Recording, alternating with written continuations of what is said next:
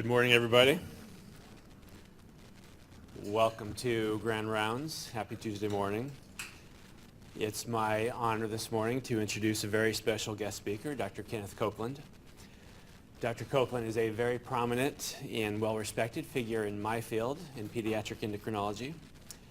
Dr. Copeland retired in 2016, at which time he was the Paul and Ann Milburn Chair in Pediatric Diabetes and the Chief of the Diabetes and Endocrinology section at the University of Oklahoma Health Sciences Center and the Director of Children's Programs at the Harold Hamm Diabetes Center. Dr. Copeland graduated from medical school at Baylor College of Medicine. He then completed his residency in pediatrics at Vanderbilt in Nashville.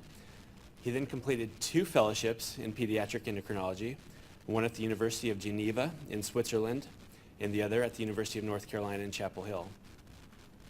Dr. Copeland has published more than 150 papers, editorials, and book chapters, including the ADA Standards of Care for Children with Type 1 Diabetes and the current American Academy of Pediatrics Clinical Practice Guidelines on the management of newly diagnosed Type 2 diabetes in children and adolescents. During his tenure in Oklahoma, he established partnerships with Native American tribes, both for clinical services and in clinical research. And in Oklahoma, he was awarded more than $20 million in NIH funding for his work on youth with type 2 diabetes. Dr. Copeland served as the national co-chair and the Oklahoma principal investigator of the NIH-sponsored treatment options for type 2 diabetes in adolescents and youth trial, or the Today study. And this was a landmark study published in New England Journal, which really informed much of what we know about type 2 diabetes in youth. And it's on this trial and his partnerships with Native Americans in Oklahoma that he's going to talk to us about today. So please welcome Dr. Copeland.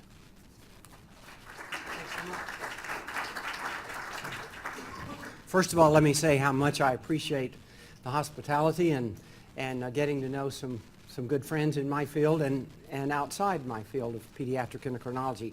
Thank you especially to Dr. Olson, Dr. Kapadia, and especially my close personal friend, Dr. Terry Stull, who is a newcomer to Phoenix, and having been my chairman at the University of Oklahoma, chairman of pediatrics for almost 20 years.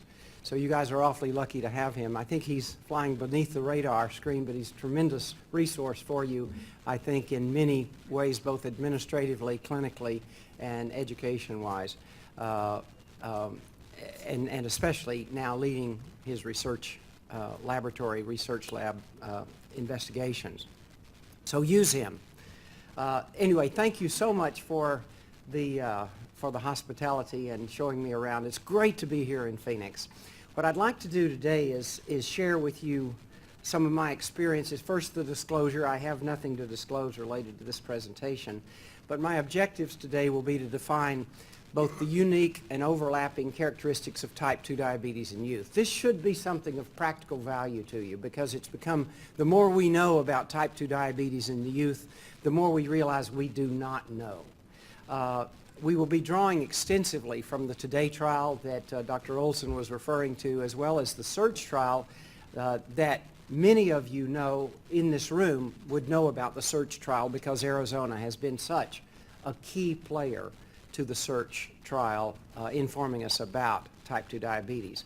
And then finally, I'd like to spend just a few moments at the end to describe an approach to effective partnerships for care and research with Native communities, because this was so important to us in Oklahoma, to the contributions we were able to make on the national scene for understanding type 2 diabetes in youth, because certainly type 2 diabetes most disproportionately affects ethnic minorities and especially Native Americans.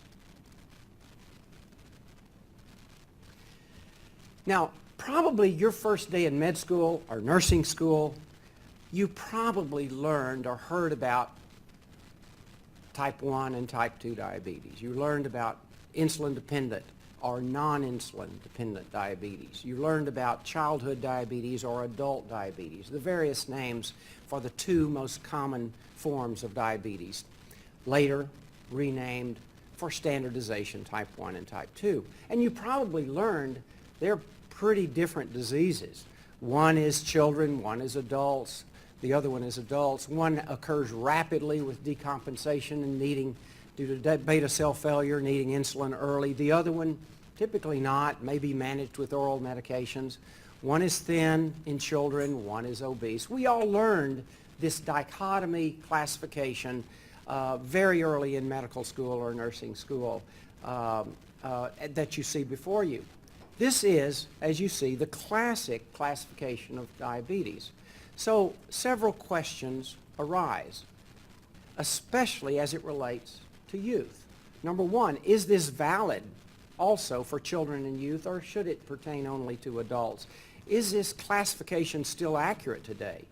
So let's examine these questions based on recent data, and I'll be drawing, as I said, primarily from the Today trial and the Search trial that we've been talking about. Let me first tell you about those two trials. The Search trial, Search for Diabetes in Youth and Adolescents, was launched in 2000, will continue at least through the year 2020, and more than 27,000 participants have been enrolled, all of different racial and ethnic backgrounds, to get an idea of the effect of diabetes in young people nationwide. A very broad survey, epidemiological survey study of comprehensive study of diabetes in youth. How much is type 1, how much is type 2, what are the ethnic differences, and so on. It's been a tremendously important study for understanding type 1 as well as type 2 diabetes in the community and its impact on different populations. And as I said, Arizona has been a major player in these studies. Now, the Today trial was launched in 2004, just a little bit after Search started, and will also continue through 2020. In contrast to Search, Today has been a much smaller cohort of youth, specifically with type 2 diabetes. It involves 699 participants with type 2 diabetes, but in contrast to Search, these are participants that were, number one, selected and extremely carefully characterized and then studied in a treatment intervention trial over 5 years. And this is a study that was designed to determine, really, once type 2 diabetes occurs, what's the best way to treat it? And so that was the design of Today. Without question, both Search and Today provided the lion's share of what we know about type 2 diabetes in youth. And so I'll be drawing on both of those for today's talk. So we talked about the classic definition of distinction, if you will, between type 1 and type 2 diabetes that we all learned early in our careers. So let's look at them individually, one by one, and see which of these factors really do distinguish and which do not distinguish type 1 from type 2 when it occurs in young people, in youth and children. How about race, ethnicity? How about age, obesity, insulin secretion, ketosis, family history, or socioeconomic characteristics? This is probably the most published and republished and displayed figure from Search. This is the most famous data that has been promulgated from the Search trial. And it talks about race, ethnicity differences in youth with diabetes. And so I'm going to spend a fair amount of time on this. It's something that all of you probably in this room already know if you have an interest in diabetes in youth. But nevertheless, it's terribly important and was really defined in the early 2000s by the Search trial. I'll call your attention to the left side of the slide, which looks at the incidence rate of diabetes in children less than 10 years of age, and contrast it to the right side of your slide, which talks about race, ethnicity, incidence rates for youth, that is 10 to 19 years of age, with diabetes. In the blue are those patients that present with type 1 diabetes, and in the red are those that present with type 2 diabetes. So calling your attention to the left side, under the first column of all, you can see that virtually all, about 98% of all diabetes in children in the United States under 10 years of age, it is type 1 diabetes shown in blue. Now, by ethnicity, the same is true in virtually every ethnic group: non-Hispanic white, African American, Hispanic, Asian Pacific Islanders, and American Indians. So among children under 10 years of age, the vast majority of diabetes in this country is type 1. And it's extraordinarily rare, and we thought it was even more common than it turns out to be. It's very, very rare to see a prepubertal child with type 2 diabetes anywhere in the country in any ethnic group. Contrast that with the right side of your screen, which shows the incidence of diabetes, both type 1 and type 2, among ethnic minorities. First of all, as a group, youth with diabetes, about 2/3, 1/3 are going to be type 1 for all combined cases in the United States. But huge ethnic differences between the incidence of type 1 and type 2 shown on the other columns. Among whites, it's still more than 90% of youth under age 19 are going to be type 1 among whites, Caucasians. But African Americans, Hispanic, and Asian Pacific Islanders are much closer to 50-50. And on the far right side, among American Indians, it's closer to 85 or 90 versus 10 or 15%. So the vast majority of youth among the Native Americans are going to be type 2, and about 2/3, 1/3 when you consider all children in America having 2/3 type 1, 1/3 type 2. So this was really one of the first observations of the search trial. It confirmed what we all were believing, except surprised us a little bit in terms of the huge dichotomy between under 10 and after 10 and the effect of puberty. So let's look at age. So although in the United States almost 100% of diabetes in young children is type 1 and 2/3 of all diabetes in teenagers is type 1, this is not necessarily true among all ethnic populations.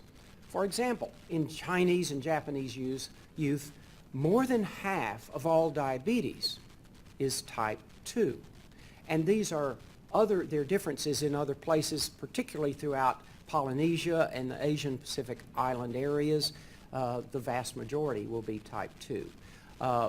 There is a scarcity of data because we simply don't have a lot of understanding worldwide. There are no search and today studies worldwide like we have in the United States to define it. But we do know that what we see in the U.S. of 2/3 of all youth with type 1 and 1/3 type 2, this is certainly not a worldwide observation.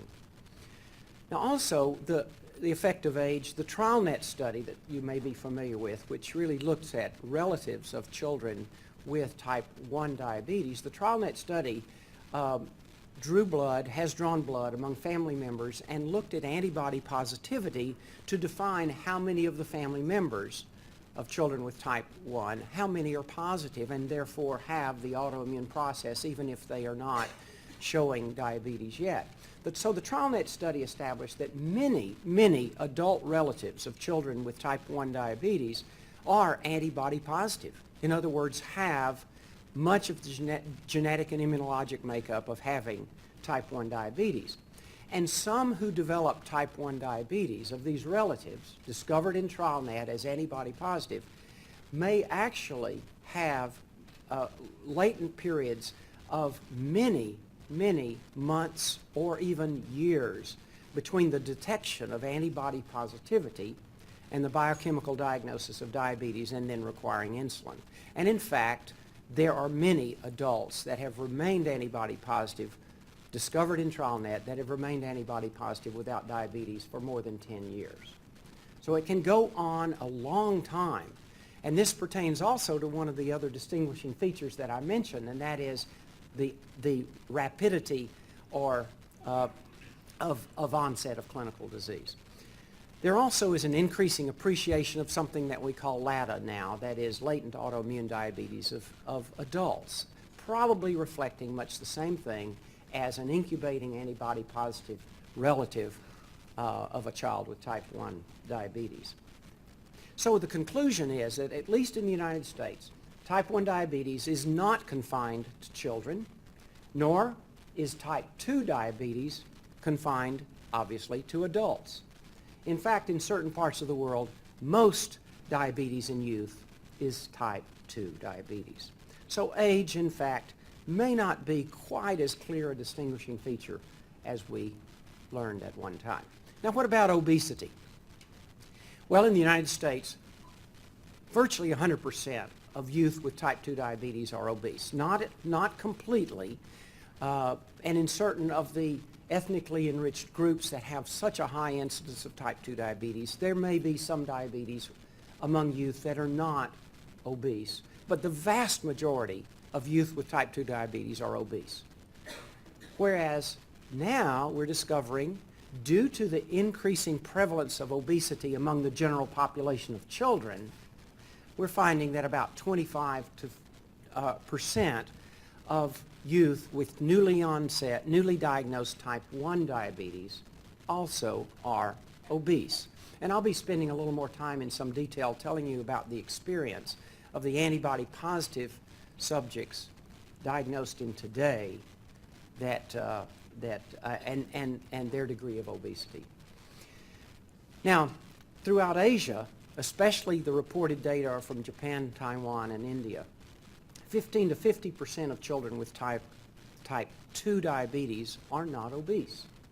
So again, this is a little bit of geographic and ethnic difference in terms of the clinical picture of obesity among children or youth with type 2 diabetes. It's also known that in certain Asian countries, particularly India, type 2 diabetes occurs with a much, much, much lesser degree of obesity than it does in Western European countries.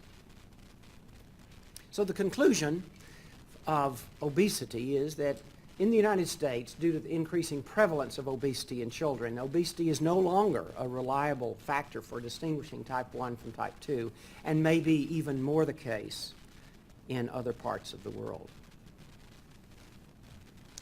Now, these data are from the Today study, and it's a little complicated, so let's look first at the vertical axis on the left, which depicts an index of obesity, the BMI Z-score. The higher the Z-score, the more obese the child. And then two groups shown in the first column, those that are antibody negative, and then were allowed to continue on in the Today trial looking at type 2 diabetes and how they responded to treatment. On the right, you see actually two groups, whether they were single or double antibody positive, but these two groups combined represent those that were antibody positive and therefore excluded from further participation in the Today trial. So what did they look like in terms of obesity? Well, as you can see, as you might expect, the antibody positive, or if you will, type 1 diabetic patients that are obese, they also were profoundly obese, because that was actually a referral criteria for coming to the study. So the general pediatrician, the family doc, all of those docs that were referring to the Today trial, these are patients on the right that are antibody positive that had, for every intents and purposes, they had type 2 diabetes clinically, but turned out to be antibody positive. Well, as you can see, they also were profoundly obese with a lot of overlap with those that were antibody negative on the left, but in fact they were a little bit less obese. No surprise there. So what did we learn from this? What we learned is that all classic type 2 diabetic subjects, classic clinically, what appears to be a type 2 diabetic youth that was referred to the Today trial, they were all very obese by definition, but 10%, which represents those on the right side here that are antibody positive, 10% were found to be antibody positive. Although antibody negative subjects over on the left were more obese than antibody-positive subjects, the degree of obesity did not predict the antibody status. Now let's look at this a slightly different way. On the left, on the vertical axis, is C-peptide. Again, this is an index of the C-peptide is the connecting piece of insulin between the alpha and beta chain. So it reflects endogenous insulin secretion. So the higher the level of C-peptide, the more insulin is being secreted. And, point of fact, it also is a reflection of insulin resistance, because the higher the level of insulin that's out there, probably the less effective it is in terms of reducing glucose and other metabolic effects of insulin. So the higher, a high C-peptide level reflects both insulin sensitivity and insulin resistance. Now, what we see here on the horizontal axis is the titer of one of the antibodies, the GAD antibody. So what we're looking at is trying to sort out those that are antibody positive from those that are antibody negative based on their ability to secrete insulin. Are you with me on this? So what we see here is that those that are antibody negative are in these two groups right here. These are by definition type 1 diabetic youth. But you can see that some are in fact able to secrete a great deal of insulin, reflecting their insulin resistance, that is those on top in the white circles here, white rectangle, oval. And yet there were quite a few in yellow that were at the time of entry into the Today study, were not secreting insulin at all. Very, very, very low insulin levels. Now contrast that with those that are antibody negative with the higher titers that define positivity, somewhere around a cut point of around 100 or more. Those that are antibody positive and thus had type 1 diabetes, notice, in contrast to what we learned early in our careers, that type 1 diabetic patients have burned out pancreas, we found in the Today trial those that were antibody positive were behaving very much like a type 2 patient in terms of insulin resistance. That is, we were finding they were not just burned out pancreases without ability to secrete insulin, but they actually were showing some element of insulin resistance. So what did we learn? Two main conclusions from this. We learned that although many antibody-negative subjects had substantial C-peptide as expected, anti-negative ones here, many had no detectable C-peptide. Contrasting that with many antibody-positive subjects also were still able to secrete a great deal of insulin. Thus, the high levels of C-peptide, reflective of both insulin sensitivity and secretion, do not reliably distinguish type 2 from type 1 diabetes in youth in the United States. What about ketosis? Well, although ketosis and ketoacidosis are classically associated with almost half of cases of new onset type 1 diabetes, more common in type 1 than type 2, what we found in the search and Today trials is that up to a third of cases of type 2 in youth do have ketosis at the onset, and as many, according to multiple publications, as many as 20 or 25% of type 2 youth present with diabetic ketoacidosis. Thus, ketoacidosis or ketosis, again, does not reliably distinguish type 1 from type 2, although is much more common in type 1 than type 2. What about family history? Well, although a positive family history is more common in type 2, we've always said that the genetic component, although it's poorly defined with type 2 diabetes, the genetic component is stronger with type 2 than it is with type 1. And that comes from the fact of just looking at family studies, family history. Does type 1 run in families? Not so much. Does type 2? Absolutely yes. So type 2 diabetes, though, is so common in the United States that many families with type 1 will show a positive family history of type 2. And one report suggests there may be more than just the chance occurrence and the prevalence of a family history of type 2. One report suggests that there's a threefold increase in family history of type 2 among patients with type 1 diabetes. So there's more there to be uncovered in terms of the overlap between type 1 and 2. What about socioeconomic status? Well, in the United States, type 2 diabetes represents a disease of the poorest of the poor among youth with type 2 diabetes. It's the poorest of the poor, whereas type 1 diabetes does not seem to show any socioeconomic differentiation. It affects all socioeconomic groups about more or less equally. Now, in the Today trial, just to illustrate the dire nature of the socioeconomic status, in the Today trial, nearly half of the participants lived in a home with a total household income of less than $25,000. And a third had one parent or guardian with a college degree. Two-thirds had no college degree, and fewer than half lived with both biologic parents.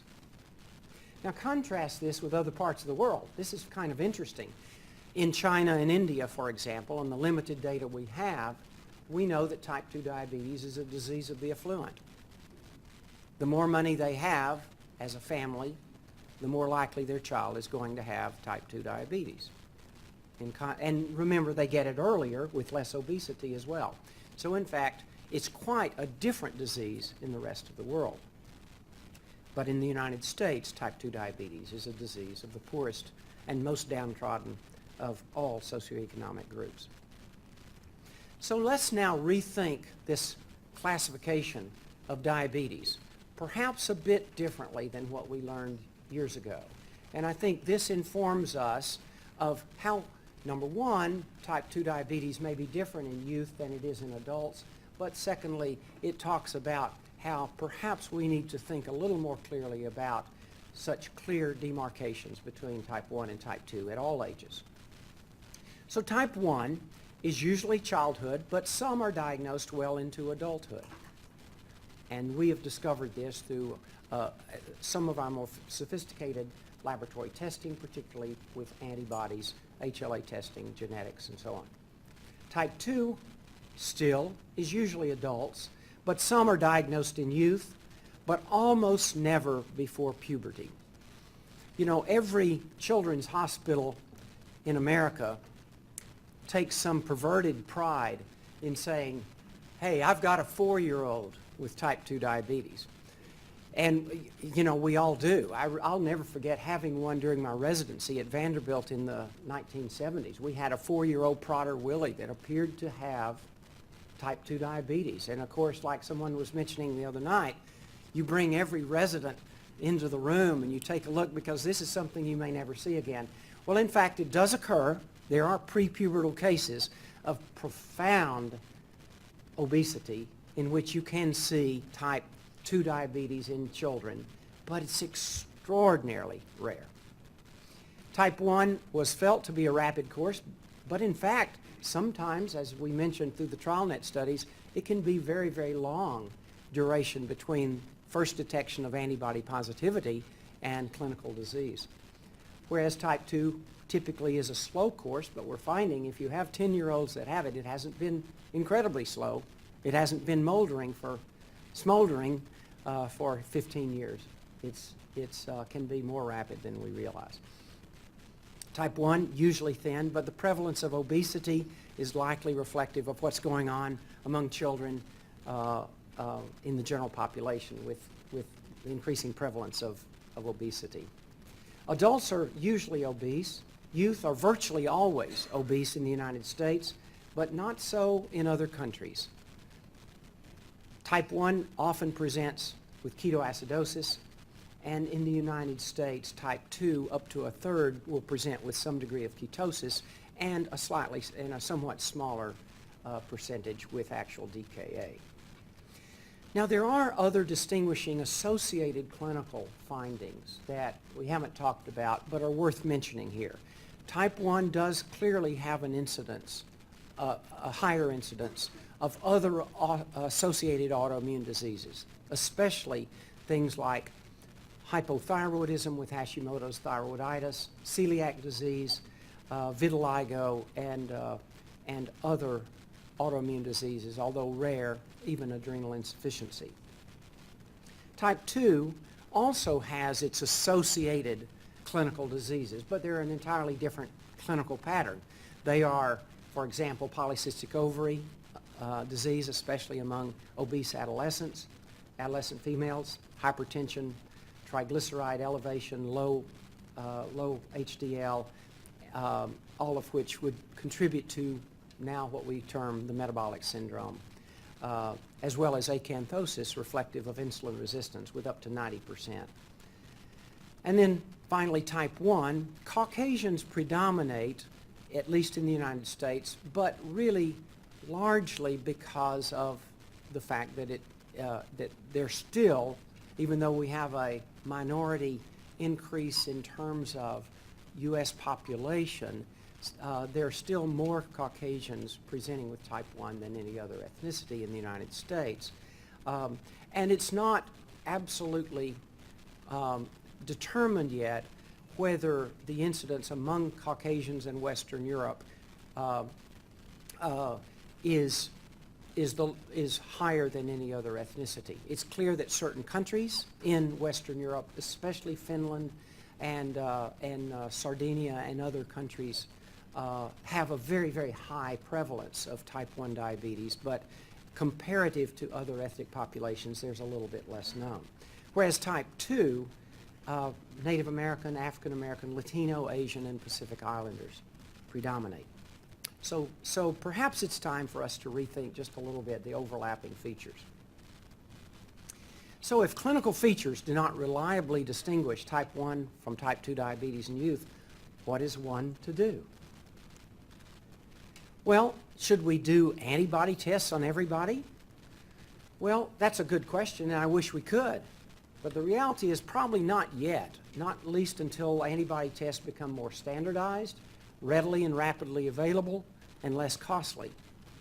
But at least we should be aware of the overlapping features and consider the fact that our clinical acumen in distinguishing the two may not be quite as good as if we were doing the antibody studies on these.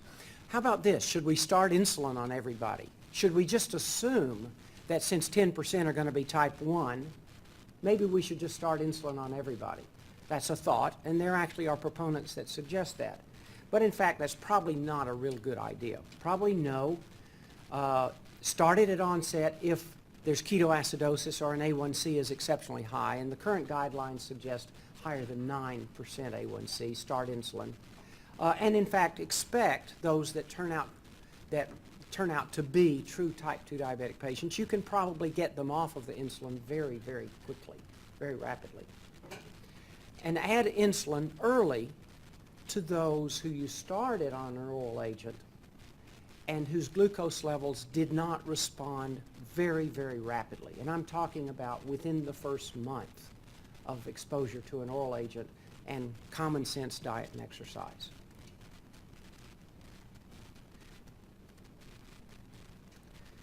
Now I'd like for us to shift gears just a little bit. We can perhaps in question and answer talk a little bit more about the distinguishing features of type 1 versus type 2 and what we know and what we don't know. But I would like to talk to you just a little bit since we are in Arizona and we have such strong relationship with Native American communities. I did want to go over with you a little bit about our experience in Oklahoma, which, as many of you may know, was Indian territory before it became a state in 1908.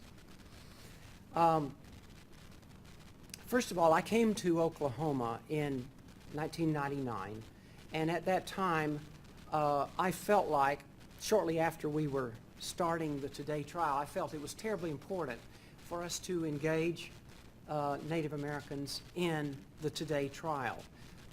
Very, very interested in that because in fact Native Americans are so disproportionately represented among youth with type 2 diabetes. We recognized and embraced a full partnership between academic and Native communities who were the primary stakeholders. And how did we do it? I want to spend a few slides talking to you about the process of our partnering with Native communities for the Today trial. I think the most important thing was that we established trust. As I showed on a slide yesterday in our presentation at the NIDDK and the Indian Clinic, I was not naive about this. When I came to Oklahoma, I said, you know, they're not going to trust a stranger that is proposing partnership in research for diabetes in children until they get to know me. And so I think establishing trust was critically important to the success of the relationship and partnership that we had. It required frequent face-to-face encounters. It started, at least in Oklahoma, with clinical care, with establishing satellite clinics throughout the state at Indian clinics to provide services for pediatric endocrinology. The other part is I met with tribal leaders. I met with the chiefs of approximately 10 or 12 tribes when I first came, rather than meeting with researchers and scientists and doctors. I met specifically with tribal leaders as the beginning place for participation of clinical care, and followed up by the process of research application. I expected and encouraged independent, thoughtful deliberation, and I expected long delays in decisions. I didn't expect it to work like it was working within my own diabetes section. I expected delays, I expected questions, and I expected skepticism. We embraced the concept of tribal sovereignty because in Oklahoma there are 39 tribes. They do not live on reservations as they do here in Arizona. The 39 tribes all have tribal lands, but in fact are not. They are very much assimilated and amalgamated into the general Oklahoma population of all ethnicities. But we did embrace the concept of tribal sovereignty and expected multiple memoranda of agreement, separate tribal IRB requirements, which included a review of all the data before it could be published, questions of hot topics such as genetics among Native Americans, and whether this would be something they would not like or would not like to participate in. And then finally, ownership of data, who actually owns the data when Native children are enrolled in the study. Perhaps the thing that made us most successful, two things. One was the formation of a Native American subcommittee where representatives from each of the tribal IRBs would meet once a month in Oklahoma City, come together for an open table discussion of manuscripts that had been proposed, publications that had not yet been presented, as well as issues related to the conduct of the study at the time. So a Native American subcommittee was very, very critical to our success, as well as was the appointment of a Native American coordinator, a single person accepted by the National Study Group to be a liaison and representative to the National Publications and Presentation Committee.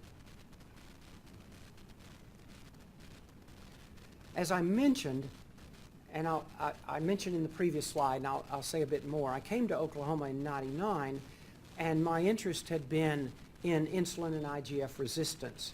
But what drew me to Oklahoma more than any other single factor was the fact that really this fit with what I had done almost all my life and all my career years, and that is studying insulin resistance. And what better population to understand it, or perhaps gain some insight, was by looking at a population that was so disproportionately affected with insulin resistance and type 2 diabetes, bringing me here. At the time I came, I was aware of many of the prior experiences of academic centers working with Native American communities. I was aware very much of many of the prior Oklahoma and Arizona experiences, most of them good, but some of them really not so good and politically charged. And I knew that discussions between me, a stranger, and Native communities would go nowhere without first establishing trust. So starting in '99, I met face-to-face with the tribal chiefs, as I mentioned, and I asked them, what's important to you?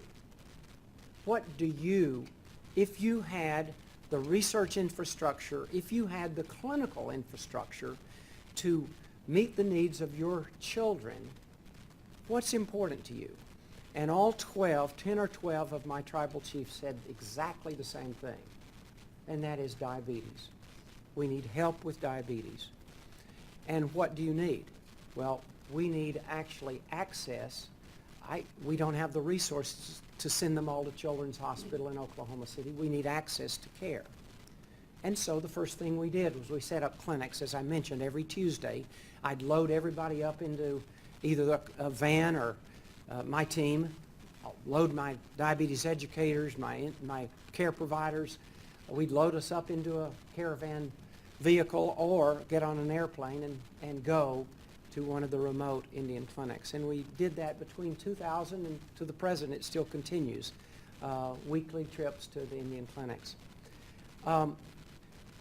Didn't even mention the word research at the beginning until we had established some degree of trust and mutual appreciation.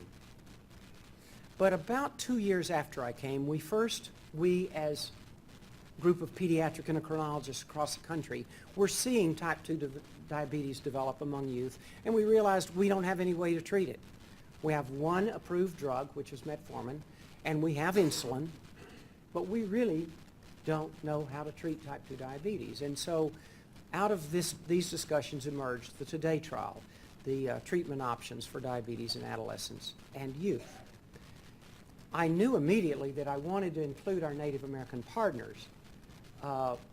And when I did, after 2 years of prior clinical experience working in their communities, I did approach them about participation in the trial, and everyone I approached enthusiastically did say, yes, we want to be a part of this. We want to do what we can on a national level to learn more about type 2 diabetes.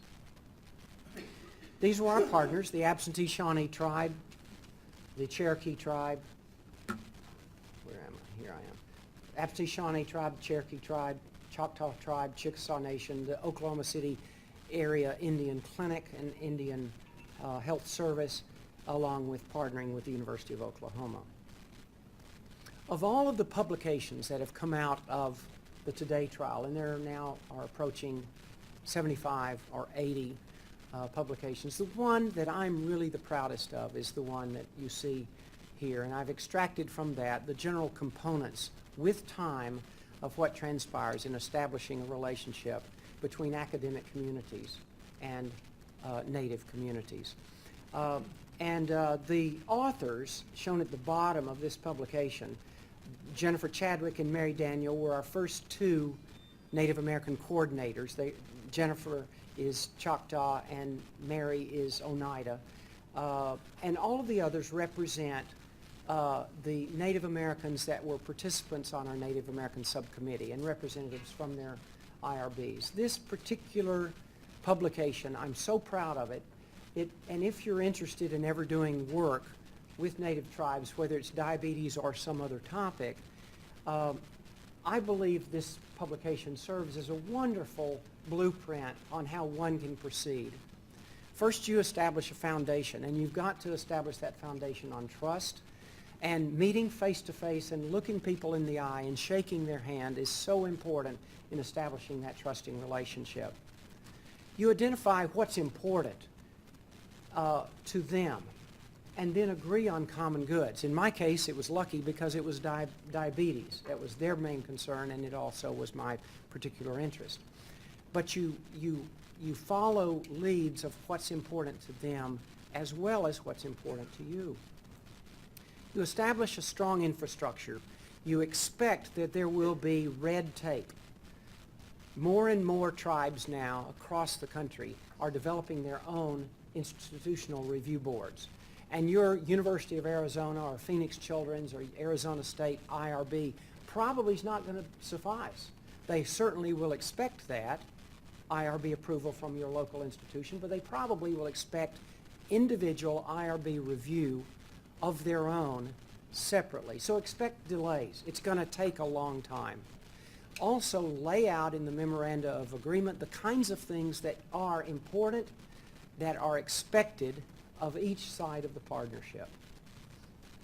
and hire qualified personnel. In our case, we were lucky that we had two phenomenal Native American healthcare providers.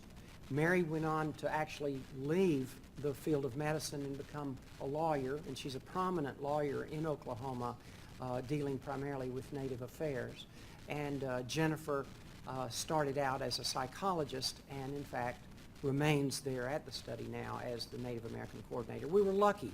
We hired quality personnel, and they, in fact, were liaisons with their own communities. Then develop and continue open and honest communication throughout the study. Implement your policy of the presentation and publication review process, because it likely is going to be a requirement to review all publications and presentations before they can be presented if they involve Native American data. And then maintain the relationship by nurturing the partnership continuously and expect the relationship to always be evolving.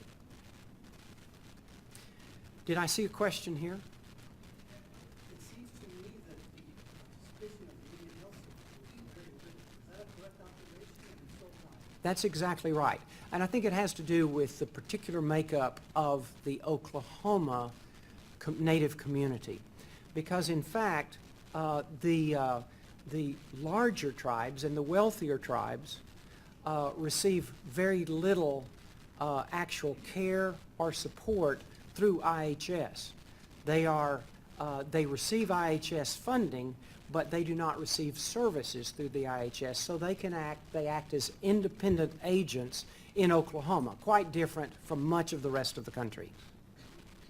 It's a good question. The question, I should say, is, I should repeat it for those listening in. They may not have heard the question. The question was, it appeared that IHS had very little direct participation in the Today trial. Let's go on, and then we're almost to the end. Some of you may be interested because of the native relationships.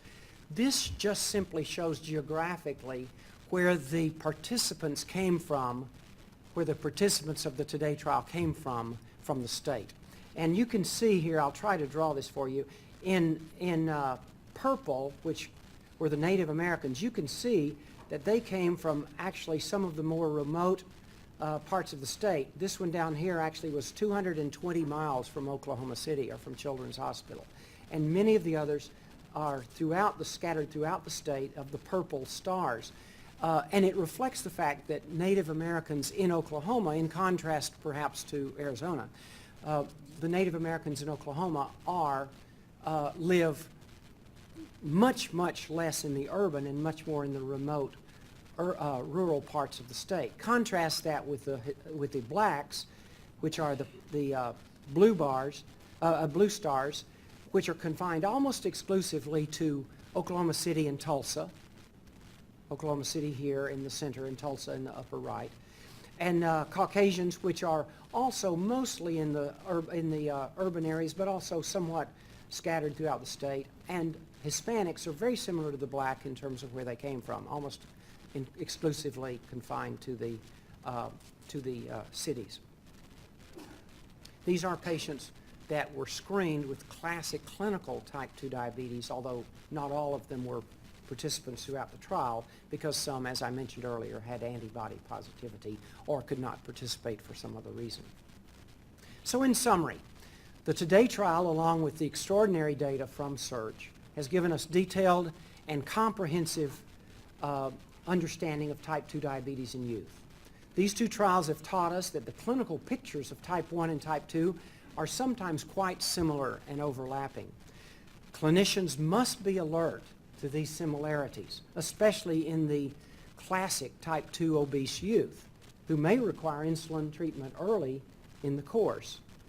And the clinical clues probably are an exceptionally high A1C or ketoacidosis at diagnosis, although these are overlapping.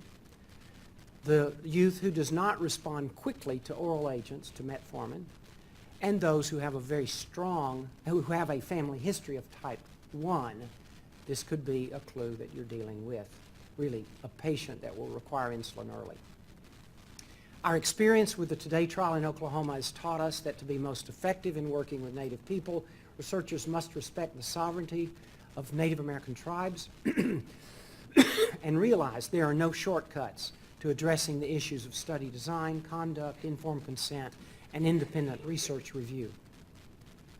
Clearly, the most effective partnerships are those built on a foundation of mutual interests, benefits, open and frequent bi-directional communication, and trust. This is a picture of our wonderful, beautiful new children's hospital in Oklahoma City.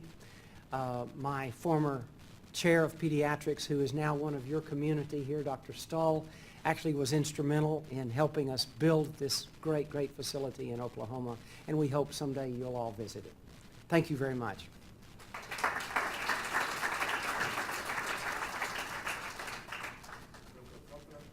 Yes. Diabetes type 2 discovery of these children. Do you see any relation? I don't know if you don't have figures on that.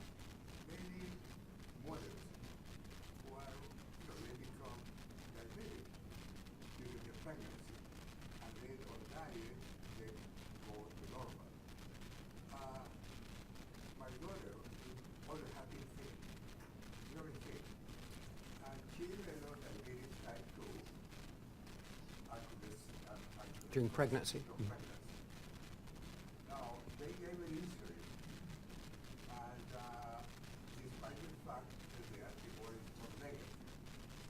So I had a problem because I said, what did they call it? Resistant, insulin resistant. Is it because the people are eating too many carbohydrates that the pancreas becomes exhausted, and then it's not able to produce, the insulin. And perhaps you should start to give in the future carbohydrate little by little, so to see whether they will recuperate and will produce insulin. This is one of my questions. I don't know whether they have a certain relation. Yes, well, that's a very complex question. You've asked several components here, and I guess we could spend an hour discussing each of those. First of all, let me repeat what I can of your question. Part of it was related to the development of development of diabetes, clinical diabetes during gestation, during pregnancy. And speaking from personal experience with gentleman's daughter who developed gestational diabetes during pregnancy. Well, let me start with just that first part, say a few words about this. One of the things that is of so much interest to the NIDDK branch here in Phoenix is this concept that is now emerging of this vicious cycle of diabetes among disproportionately affected populations. Obesity, especially due to environmental conditions, is developing and increasing in its prevalence. The presence of diabetes during pregnancy leads to an abnormal in utero milieu, which affects the fetus and probably does predispose, not only through genetic factors, but through in utero factors, probably does predispose that fetus to developing type 2 diabetes later in life. The female individuals then continuing the vicious cycle round and round and round. And how do you break that cycle? That's the million-dollar question. Probably, and that's what we are very interested in Oklahoma, and I know that there's some interest of that here in Arizona as well. We believe that most of those in utero factors that lend themselves to leading higher risk of those individuals that were exposed to in utero diabetes are epigenetic in nature, almost certainly are epigenetic. And finding what turns on those methylations or those histones or those abnormal genes modified by the environment would then potentially lead us to being able to turn those off and therefore prevent or break this vicious cycle. Perhaps we can talk about the rest of your question a little bit later. Yes? Find differences in treating Native Americans with type 2 diabetes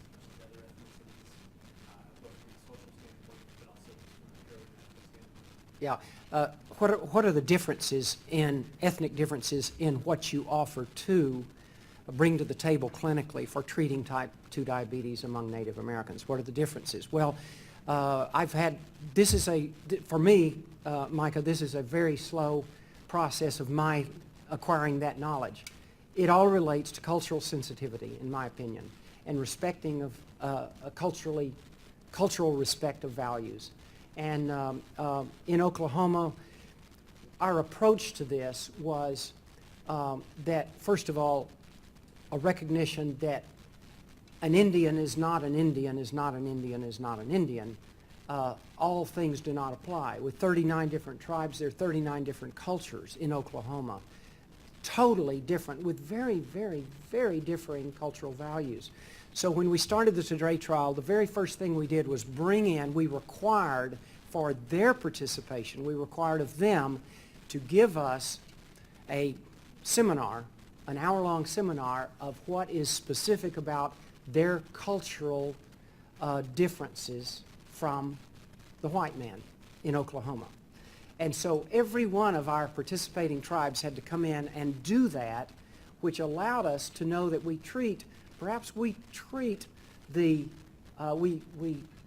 interact both clinically and for research in our communications a little different between the Chickasaws and the Comanche, for example. We treat them differently by learning their cultural sensitivity. That's only part of the answer, but there are huge differences in terms of your clinical and sociological approach by dealing with Native Americans. Thank you. That's a great question. Also, I see a dissociation or contradiction. In this country, most of the children who have diabetes type 2 are people who are abusing, who are obese, I would say the majority. However, you say that in India and China, the majority It's different. are poor people. Yeah. And they have diabetes type 2. So, it is, The question is what about the difference in presentation of diabetes, type 2 diabetes, in the United States where all are obese, and in India and China where only half are obese? Okay, what explains that? Well, I think there are huge genetic factors. It goes back to really our earliest documentation of diabetes in the United States. For example, diabetes just didn't occur among Native Americans prior to about 1940, something like that. It just was unheard of. I don't think it was a matter of not picking it up or diagnosing it. I don't believe it happened. It really didn't happen. But you superimpose on this genetic predisposition an American Western diet of low food, poor food value, high calorie, high fat, and tremendous weight gain, and diabetes is uncovered. I think that reflects the same thing that's going on in India and China. No, in fact, type 2 diabetes didn't occur when most of their children were thin. But now, even in China and India and Taiwan, where nutrition is improved at least in terms of BMI, now we're starting to see, on top of a genetic predisposition, type 2 diabetes at a higher rate and at an earlier degree of obesity. That's got to reflect underlying genetic predisposition. Thank you. Our time is up. Thank you for your attention.